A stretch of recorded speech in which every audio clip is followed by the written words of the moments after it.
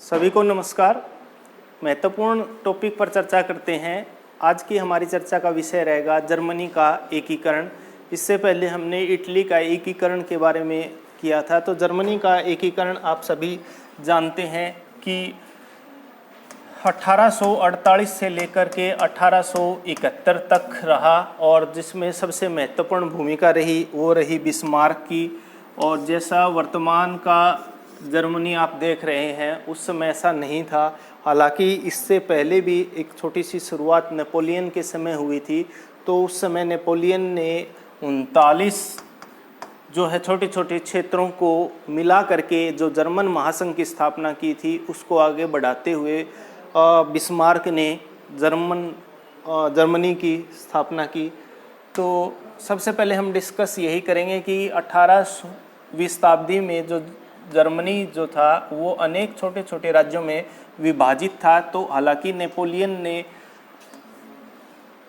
39 राज्यों को मिलाकर एक जर्मन जो संघ बनाया गया था वो जर्मन महासंघ, हालांकि वियना संधि वाटरलू के युद्ध के बाद वियना संधि 1815 में हुई थी जिसमें नेपोलियन की हार हुई। तो उस समय इन 39 राज्यों का जो जर्मन संघ था उसको नहीं छेड़ा गया और एज इट इज़ रहा। और 1848 में जर्मन के मध्यम वर्गीय उदारवादी लोगों ने क्रांति की ओर से राष्ट्रवाद की भावना का विकास किया था।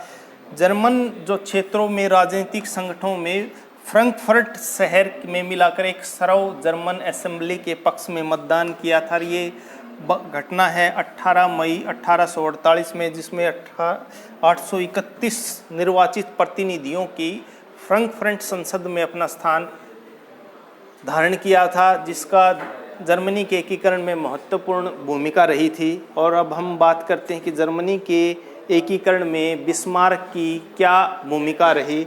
तो जर्मनी का एकीकरण ज़्यादातर तो हालांकि किसी न किसी रूप में पहले से ही चलता रहा था, लेकिन 1866 से 1871 तक बिस्मार्क के एकीकरण के हम बात करेंगे। तो ओटोमन बिस्मार्क को इस प्रक्रिया का जन्मदाता माना जाता है, जिसने पर्सा की सेना और नौकरशाही की मदद ली, जिन्होंने 7 वर्षों में डेनमार्क, ऑस्ट्रिया, फ्रांस से युद्धों में पर्सा को हटा दिया गया, माफ़ कीजिए हरा दिया गया। और